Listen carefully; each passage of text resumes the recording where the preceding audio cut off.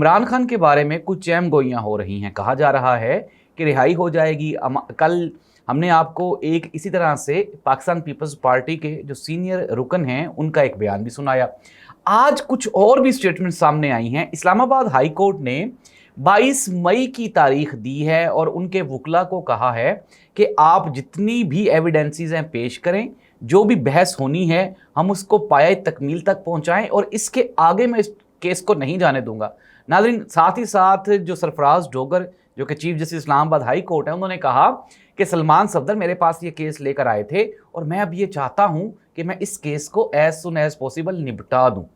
अब वो जो बात हो रही थी कि जिस तरह मैंने आपको भी कहा, नदीम अफजल चंद साहब ने जिस तरह कल कहा, राना सनाउल्लाह साहब से मंसूब एक बयान चल रहा है सोशल मीडिया पे, वो तो टोटली फेक है। मुस्लिम लीग नून तो मरती मर जाएगी, इमरान खान को बाहर नहीं आने देगी। ये जो रास्ता है ये कहीं और से आ रहा है और ये रास्ता जहां से आ रहा है अब वहां पे जाने के लिए PMLN को तैयारी करना होगी और मेरा मतलब है अडयाला जेल में।